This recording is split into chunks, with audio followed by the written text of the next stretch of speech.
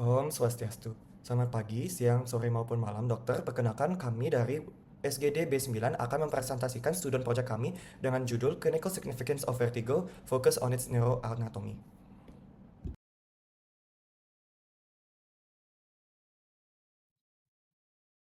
Perkenalkan, saya Alexander Indraji Bramatyo dengan NIM 25025111212. Vertigo merupakan salah satu keluhan neurologis yang sering dijumpai di praktik klinis, baik pada layanan kesehatan primer maupun di rumah sakit rujukan. Kondisi ini ditandai dengan sensasi berputar atau gangguan persepsi gerakan yang dapat mengganggu aktivitas dan menurunkan kualitas hidup penderita. Meskipun bukan penyakit tersendiri, vertigo umumnya menjadi gejala dari berbagai gangguan pada sistem vestibular, baik yang melibatkan struktur perifer seperti telinga dalam dan saraf vestibular, maupun pusat seperti batang otak dan juga cerebellum. Secara global, vertigo memiliki angka kejadian yang tinggi dan dapat dialami oleh berbagai kelompok usia, terutama pada orang dewasa dan juga lansia. Penderitanya sering mengalami keterbatasan dalam beraktivitas, penurunan produktivitas, serta peningkatan resiko jatuh yang dapat menimbulkan komplikasi yang lebih serius. Sistem vestibular berperan penting melalui keterkaitannya dengan berbagai struktur saraf seperti nukleus vestibularis di batang otak, jalur vestibulospinal, cerebellum, dan korteks cerebral. Gangguan pada salah satu jalur ini dapat menimbulkan gejala vertigo dengan karakteristik yang bervariasi. Oleh karena itu, pemahaman tentang dasar neuroanatomi vertigo sangat penting untuk membantu dalam proses diagnosis, penentuan diferensial diagnosis, serta pemilihan terapi yang tepat.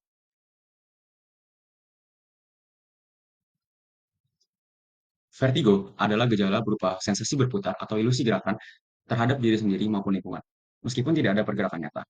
Kondisi ini bukan penyakit, melainkan tanda adanya gangguan pada sistem vestibular yang berperan dalam menjaga keseimbangan dan orientasi tubuh. Sistem vestibular terdiri dari organ di telinga dalam, saraf vestibular, serta pusat pengatur di batang otak dan cerebellum. Secara klinis, vertigo dibagi menjadi dua jenis utama, yaitu vertigo perifer yang disebabkan oleh gangguan pada telinga dalam atau saraf vestibular, dan vertigo sentral yang berasal dari kelainan pada batang otak atau cerebellum. Pembedaan ini penting karena berpengaruh terhadap diagnosis, penata dan prognosis pasien. Halo, perkenalkan nama saya Madi Waskita Pranjadipa dengan NIM 25025111216. Kali ini saya akan menjelaskan tentang epidemiologi dan relevansi klinis. Vertigo dialami oleh sekitar 20-30% orang dewasa dan 8-18% anak-anak dengan beberapa kasus sering berulang. Angka kejadiannya sekitar 3,1% dan meningkat seiring bertambahnya usia. Sedikit lebih banyak pada laki-laki. Sekitar 3-12% kasus disebabkan oleh gangguan sistem saraf pusat. Vertigo bisa mengganggu keseimbangan dan aktivitas sehari-hari, sehingga manuver Epley dapat digunakan sebagai cara sederhana dan efektif untuk mengurangi pusing, memperbaiki keseimbangan, dan membantu pemulihan yang bisa dilakukan sendiri di rumah. Baik, selanjutnya ada pentingnya pendekatan neuroanatomi. Yang pertama adalah pemahaman neuroanatomi vertigo. Pendekatan neuroanatomi penting untuk memahami penyebab vertigo karena gangguan ini berkaitan dengan sistem saraf pengatur keseimbangan. Vertigo terjadi akibat gangguan pada sistem vestibular baik di telinga dalam maupun di otak, seperti batang otak dan cerebellum. Yang kedua ada aplikasi klinis pendekatan neuroanatomi. Dengan mengenali gangguan pada sistem vestibular di telinga atau di otak, dokter dapat menentukan sumber rehabilitasi yang tepat untuk memulihkan fungsi keseimbangan. Baik, saya Nyoman Caitanya Srigoda Ratih dengan NIM 25025111222. Jadi adapun tujuan penulisan dari kami yaitu yang pertama untuk memahami anatomi dan fisiologi sistem vestibular yang berperan dalam terjadinya vertigo. Yang kedua untuk mengetahui berbagai etiologi vertigo baik dari penyebab perifer maupun sentral. Yang ketiga untuk menjelaskan mekanisme patofisiologi vertigo melalui integrasi sensorik vestibular, visual, dan juga proprioseptif. Yang keempat, untuk menganalisis pentingnya membedakan vertigo perifer dan sentral dalam praktik klinis. Yang kelima, untuk menguraikan strategi diagnosis, pemeriksaan penunjang, serta tata laksana vertigo secara komprehensif. Perkenalkan, nama saya Karen Jennifer Kondo dengan 3 digit di belakang 214 dari SGD B9. Sekarang saya akan menjelaskan mengenai neuroanatomi terkait vertigo. Jadi yang pertama yaitu sistem vestibular perifer. Normalnya ketika kepala bergerak, endolimfa ikut bergeser dan menekuk sel rambut di kanalis semicircularis, ventricle atau sulcus. Tekukan ini menghasilkan impuls listrik yang dikirim ke otak lewat saraf vestibular untuk menjaga keseimbangan. Kalau mekanisme ini terganggu, misalnya karena neuritis vestibular, atau yang berpindah, kerusakan sel rambut, atau gangguan endolimfa, sinyal dari satu sisi menjadi lemah atau tidak sesuai. Ketidakseimbangan sinyal kiri dan kanan inilah yang membuat otak salah menangkap informasi gerak dan menimbulkan sensasi berputar. Yang kedua yaitu sistem vestibular sentral. Sistem vestibular sentral ini sinyal dari perifer masuk ke 4 inti vestibular di pons dan medula, yaitu superior, medial, lateral atau dieters, dan inferior. Dari sini, informasi diteruskan ke berbagai jalur yang berperan dalam postur, orientasi tubuh, dan stabilitas gerakan mata. Sistem ini juga terhubung erat dengan cerebellum, terutama flocculonodular lobe dan vermis.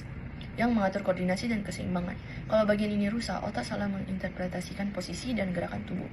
Selain itu, kerusakan pada refleks vestibulo-ocular reflex atau VOR yang menghubungkan inti vestibular dengan saraf oculomotor, troklear, dan abdusen dapat menyebabkan nystagmus patologis yang menjadi tanda khas vertigo sentral. Terima kasih.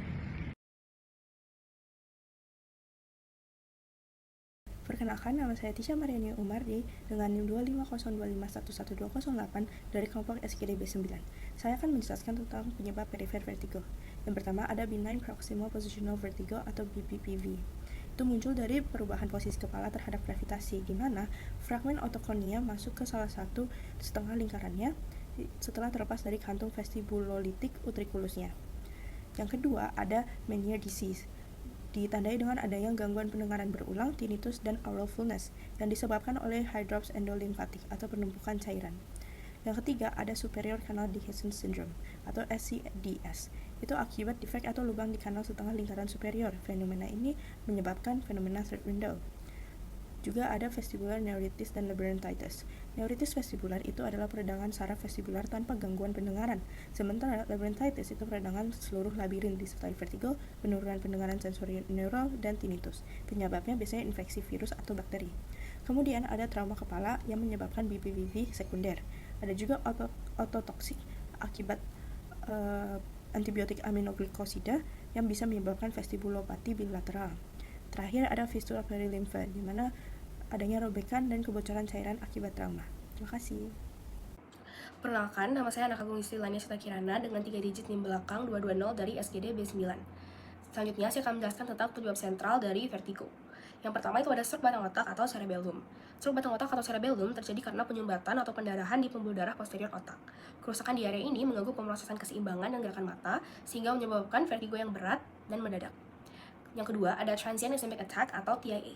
TIA adalah gangguan aliran darah otak sementara tanpa kerusakan permanen jaringan otak. Gangguan aliran darah ke area vestibular menyebabkan vertigo singkat yang hilang dalam hitungan menit hingga jam. Yang ketiga ada multiple sclerosis atau MS. MS adalah penyakit autoimun yang merusak myelin di sistem saraf pusat. Bila lesi mengenai batang otak atau cerebellum, sinyal keseimbangan terganggu dan menimbulkan vertigo kronis atau berulang. Yang keempat ada vestibular migraine. Vestibular migraine adalah tipe migraine yang disertai gangguan sistem keseimbangan. Gangguan pemrosesan vestibular di otak saat calon migraine memicu vertigo episodik dengan gejala sakit kepala dan sensitivitas cahaya atau suara. Dan yang kelima itu ada tumor sudut pontocerebellar. Tumor ini tumbuh di area pons, antara pons, cerebellum, dan saraf vestibulokoklear. Tekanan dari tumor pada saraf vestibular menyebabkan vertigo progresif, tinnitus, dan juga gangguan pendengaran. Izin melanjutkan, saya akan menjelaskan subbab selanjutnya yaitu faktor sistemik dan psikogenik dari vertigo. Yang pertama itu ada hipotensi ortostatik, aritmia, anemia, dan hipoglikemia. Keempat kondisi ini menurunkan aliran darah atau energi ke otak. Penurunan tersebut membuat pusat keseimbangan otak terganggu dan menimbulkan sensasi vertigo atau kepala yang berputar. Lalu yang kedua itu ada kecemasan dan gangguan psikosomatik atau PPPD. Kecemasan atau gangguan psikosomatik memicu vertigo kronis tanpa kelainan fisik pada sistem vestibular. Faktor psikologis itu mengacaukan persepsi keseimbangan otak sehingga muncul rasa goyah atau berputar terutama saat stres atau cemas. Perkenalkan, saya Imade Bagusanis Caryangga dengan 3 digit belakang NIM 210 dan saya akan menjelaskan tentang patofisiologi vertigo. Vertigo muncul karena gangguan integrasi antara 3 sistem sensori utama yaitu vestibular, visual, dan proprioceptif. Sistem vestibular yang berada di telinga bagian dalam mendeteksi gerakan kepala dan posisi tubuh, lalu mengirimkan sinyal ke batang otak dan cerebellum. Sistem visual memberi informasi tentang lingkungan sekitar dan posisi objek terhadap tubuh, sedangkan sistem proprioceptif di otot dan sendi memberitahu otak posisi tubuh kita meskipun tanpa melihatnya. Ketiga sistem ini harus bekerja secara selaras agar tubuh dapat menjaga keseimbangan dan orientasi ruang. Bila salah satu sistem terganggu, otak akan menerima informasi yang tidak sesuai dan muncullah sensasi gerakan palsu atau berputar yang kita kenal sebagai vertigo. Kondisi ini disebut sensory mismatch, yaitu ketika sinyal dari ketiga sistem tidak berselaras. Misalnya mata melihat lingkungan diam, tetapi sistem vestibular mendeteksi gerakan. Otak menafsirkan perbedaan ini sebagai gerakan yang tidak nyata, sehingga timbul rasa berputar atau mual. Fenomena ini juga dapat menjelaskan mengapa seseorang bisa mengalami motion sickness ketika berada di kendaraan atau menggunakan virtual reality. Salah satu bentuk vertigo perifer yang paling sering ditemukan adalah benign paroxysmal positional vertigo atau BPPV. Pada kondisi ini, partikel kecil bernama otokonia yang seharusnya berada di utriculus terlepas dan masuk ke kanalis semicircularis posterior. Saat kepala berubah posisi, otokonia bergerak di dalam kanalis dan menstimulasi sel rambut vestibular secara tidak tepat. Akibatnya, otak menerima sinyal yang salah dan menafsirkan seolah kepala masih bergerak sehingga pasien merasakan vertigo mendadak, biasanya disertai nystagmus.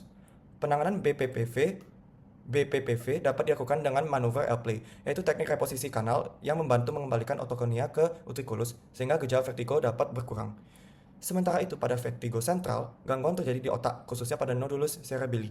Nodulus berperan penting dalam mengatur refleks antara gerakan mata dan kepala untuk menjaga stabilitas postural. Ketika bagian ini mengalami disfungsi, misalnya akibat stroke, tumor, atau degenerasi cerebellar, otak kehilangan kemampuan menyeimbangkan input dari kedua sisi sistem vestibular. Akibatnya muncul nystagmus vertikal atau rotatorik, serta ataksia atau gangguan koordinasi gerak yang sering mengalami vertigo sentral.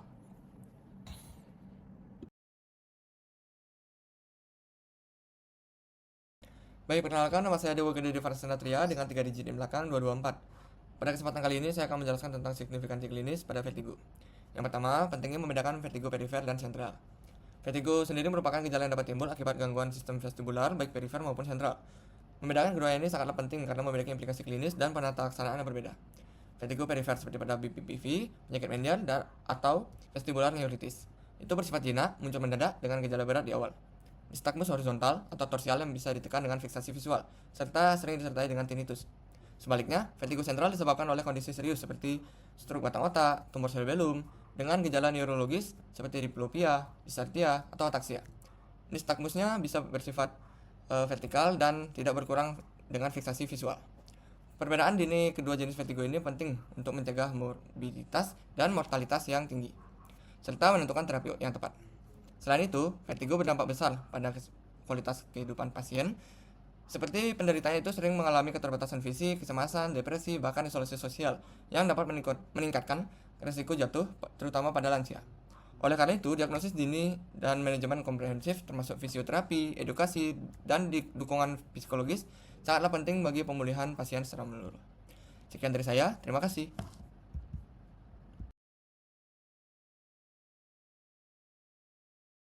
Baik, perkenalkan nama saya Niputa Ciraditi Kumarkanti dengan 3 digit NIM belakang 230 dari SGD B9, dan pada kesempatan kali ini saya akan memaparkan terkait dengan red flag klinis pada vertigo.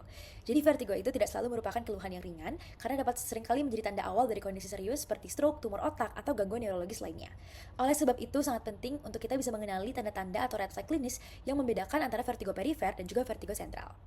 Jadi untuk beberapa red flag utama, yaitu yang pertama adalah vertigo dengan onset mendadak dan sangat berat yang disertai dengan sakit kepala hebat atau yang kita kenal dengan thunderclap headache yang dapat menandakan pendarahan subarachnoid atau stroke batang otak.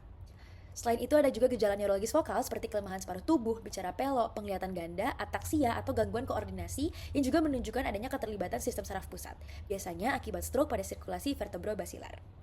Selanjutnya, penurunan kesadaran yang menyertai vertigo merupakan tanda bahaya lainnya, karena vertigo perifer biasanya tidak menyebabkan gangguan kesadaran, dan hal ini menandakan adanya lesi intrakranial atau gangguan sirkulasi otak yang berat.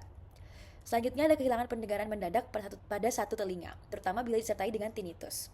Nah, ini tuh bisa menunjukkan adanya indikasi stroke pada arteri labirin atau neurinoma akustik. Dan faktor resiko vaskular seperti hipertensi, diabetes mellitus, penyakit jantung, hiperlipidemia, dan usia lanjut juga harus diwaspadai karena meningkatkan kemungkinan vertigo akibat stroke iskemik. Dan yang terakhir, vertigo yang berlangsung lama tanpa perbaikan juga perlu dicurigai sebagai tanda lesi sentral progresif seperti tumor otak ataupun stroke kronis. Selanjutnya adalah implikasi vertigo bagi wisatawan. Dalam konteks perjalanan, penanganan vertigo harus didasarkan pada bukti ilmiah. Identifikasi resiko sangat penting untuk dilakukan terutama pada individu dengan riwayat vertigo berulang seperti BPPV, penyakit Meniere, migrain vestibular, ataupun stroke. Secara farmakologis, antihistamin seperti meclizine dan juga dimethylhydronate serta scopolamin transdermal terbukti efektif mencegah motion sickness. Pada kasus tertentu, benzodiazepin dosis rendah juga dapat digunakan meskipun perlu kewaspadaan terhadap efek samping seperti kantuk ataupun mulut kering. Lansia juga perlu mendapatkan perhatian khusus karena lebih rentan jatuh saat mengalami vertigo, sehingga akses terhadap fasilitas kesehatan harus dipastikan. Pada ibu hamil, beberapa obat anti-motion sickness dikontraindikasikan, sehingga konsultasi pra-perjalanan sangat dianjurkan untuk memastikan keamanan pengobatan yang digunakan.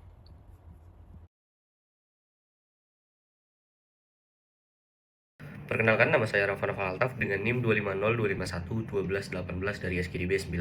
Kali ini saya akan mempresentasikan mengenai anamnesis ter-arah. Jadi anamnesis ter-arah ini adalah tahap awal penting untuk memastikan keluhan pasien benar-benar merupakan gejala dari vertigo, yaitu sensasi berputar-putar. Dokter dapat menilai waktu munculnya gejala, durasi gejala, dan juga pemicu dari gejala vertigo itu sendiri. Nah, contohnya vertigo yang waktu terjadinya secara singkat disebut dengan BPPV, sedangkan yang lebih lama dapat mengarah ke Meniere, neuritis vestibular, atau migrain vestibular. Perkenalkan, nama saya Nikoma Ayunadira Kartika Dewi dengan NIM 25025111206 dari SGD B9. Di sini saya akan menjelaskan mengenai pemeriksaan fisik dan bedside test yang dibagi menjadi 3, yaitu yang pertama, uji Dix-Hallpike. Uji Dix-Hallpike merupakan standar emas untuk diagnosis BPPV kanalis posterior. Uji Dix-Hallpike ini dinyatakan positif jika muncul vertigo dan nistagmus tradisional yang vertebral setelah latensi singkat. Namun, dikontraindikasikan untuk pasien dengan trauma atau ketidakstabilan leher yang memerlukan alternatif seperti sideline test. Yang kedua adalah Head Impulse Nystagmus Test of Screw. Pemeriksaan HINTS atau Head Impulse Nystagmus Test of Screw membedakan stroke dari neuritis vestibular pada sindrom vestibular akut, di mana hasil yang mengarah ke stroke adalah head impulse normal, nystagmus berubah arah, dan ada skew deviation. Yang ketiga adalah observasi jenis nystagmus. Analisis nystagmus membedakan penyebab vertigo di mana nystagmus unidirectional dan vertical mengindikasikan gangguan perifer, sedangkan nystagmus yang berubah arah atau vertikal murni mengarah ke lesi sentral yang berbahaya dan memerlukan neuroimaging segera. Halo semuanya, perkenalkan nama saya Madu Giarta dari SGD B9 dengan nomor NIM 25025111228. Jadi kali ini saya akan menjelaskan tentang pemeriksaan penunjang pada vertigo. Nah, pemeriksaan penunjang ini sangatlah penting untuk menilai fungsi sistem vestibular pada penderita vertigo. Penderita vertigo dapat dicek dengan pemeriksaan penunjang yang ada 4 jenis utama, yaitu yang pertama adalah pemeriksaan FEM yang digunakan untuk menilai fungsi otolit dengan mengukur respon terhadap rangsangan suara. Nah, yang kedua itu adalah MRI atau CT scan yang berfungsi untuk membantu melihat struktur telinga dalam dan otak untuk mendeteksi kelainan seperti tumor atau gangguan saraf vestibular. Selanjutnya ada uji kalori, yaitu pemeriksaan dengan memberikan rangsangan air atau udara hangat dan dingin pada telinga untuk menilai reaksi nistagmus atau gerakan mata. Yang terakhir yaitu adalah audiometri yang digunakan untuk memeriksa fungsi pendengaran dan membedakan apakah vertigo disebabkan oleh gangguan telinga bagian dalam atau bukan. Nah, seluruh pemeriksaan ini sangatlah penting untuk membantu tenaga medis dalam menentukan diagnosis yang tepat dan penanganan yang tepat bagi pasien penderita vertigo. Sekian, terima kasih. Om Santi Santi Santi Om.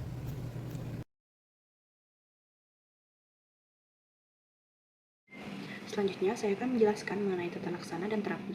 Yang pertama adalah manuver reposisi. Manuver reposisi adalah terapi fisik efektif untuk mengobati BPPV dengan memindahkan partikel penyebab vertigo melalui perubahan posisi kepala. Manuver reposisi ini memiliki tingkat keberhasilan 80-90%, dan pasien harus mengikuti instruksi pasca terapi untuk hasil optimal.